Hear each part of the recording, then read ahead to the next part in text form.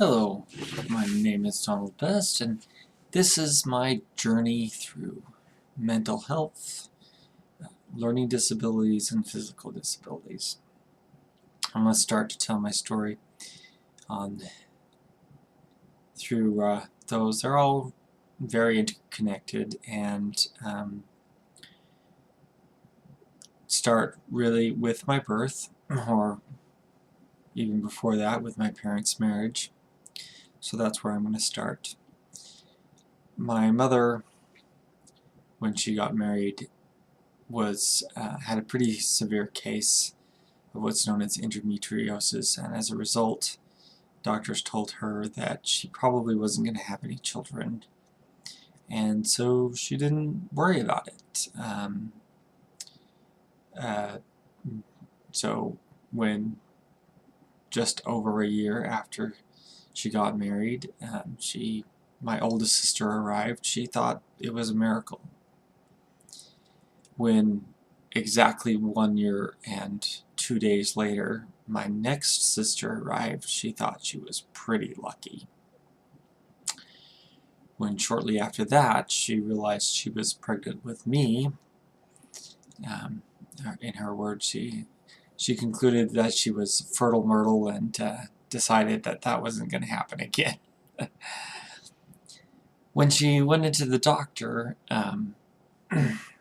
about her pregnancy with me, the doctor asked her, okay, when was your last cycle? And she had to tell him over 2 years previously.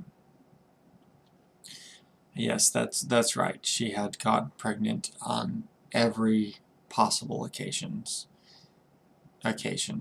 3 times in a row, basically.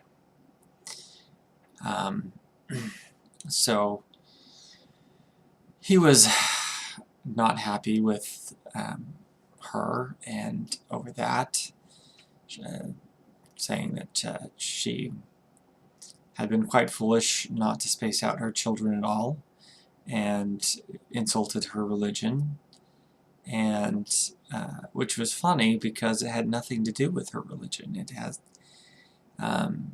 everything to do with the medical advice that she had been given when she got married.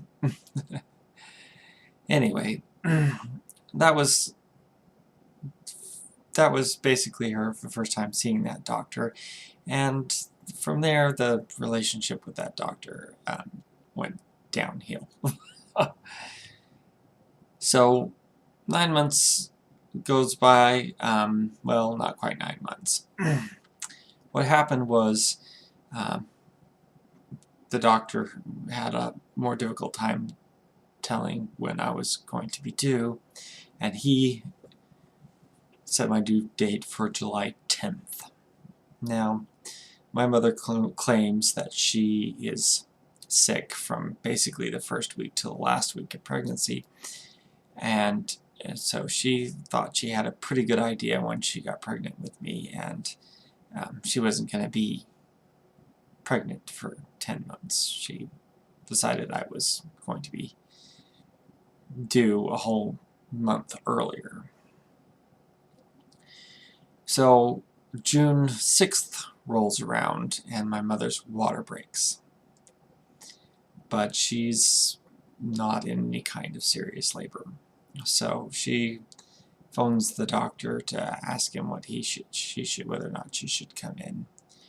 And she's talking to the nurse, and she's asked, what her contractions are like, and she overhears the doctor tell the nurse, this lady isn't going to have this baby today, I'm going fishing.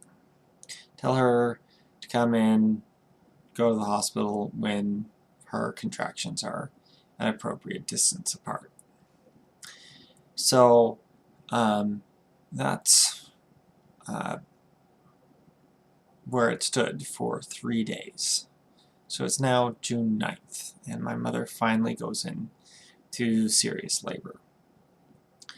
My father, but by this point she's got a raging infection, and the added strain of labor is more than she can stand, and she loses consciousness. My father finds her basically unconscious on the kitchen floor, takes her to the hospital. By the time she gets to the hospital, I'm in the birth canal, and her vital signs are failing. So they grab my head with forceps before a doctor can even arrive and get me out of there so that they can begin resuscitating my mother. And that's the story of how I arrived a month early and 3 days late.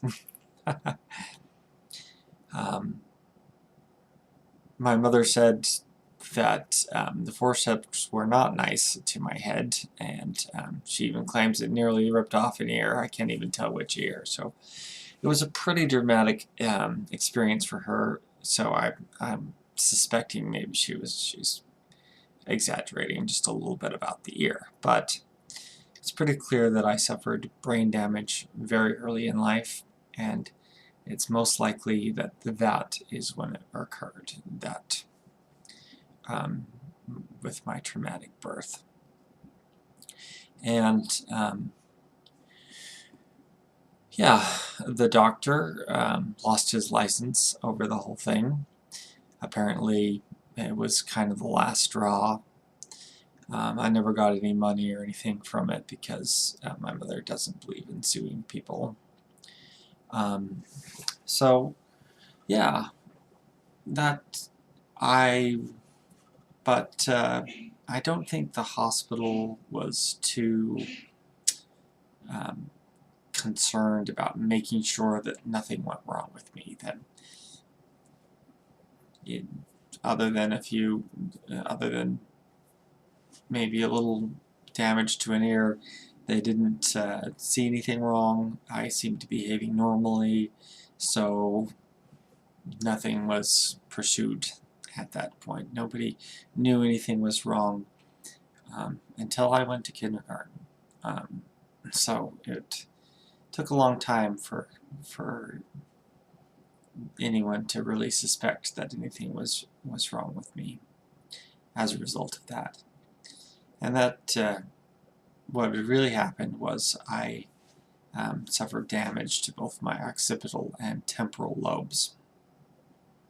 You know, the lobes on the side of the head, not surprisingly.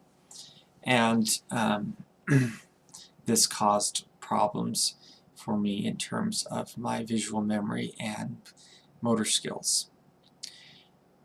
So that's what this story is about. I'm going to end this video here. But just before I do, I want to tell you that this story isn't about disability. It's about ability. It's not about being defeated by a mental illness or physical or learning disability. But it's not also dismissive of the problems. I still have the brain damage. I still struggle every day with things that other people find perfectly easy and normal to do. So this is not an easy, happy ending. The story's gonna have a happy ending, but it's not unrealistic, I think, for many people, because while you can deal with a disability and you can deal with mental illness, complete recovery is not in the cards for everyone. And it's not about just living a happy life and not being affected. People who struggle with long-term disabilities, whether they're physical, psychological, or intellectual, that often causes them daily problems. But that also enriches their lives and is really about living. I think everybody has daily problems, and it doesn't matter that much whether they're usual or unusual. Everybody has them. Everybody has their daily griefs and struggles. It's not a matter of whether or not they exist or they don't exist. And everybody has the same emotions and feelings, and everybody can relate to people with disabilities if they put in the effort. I'll see you next time.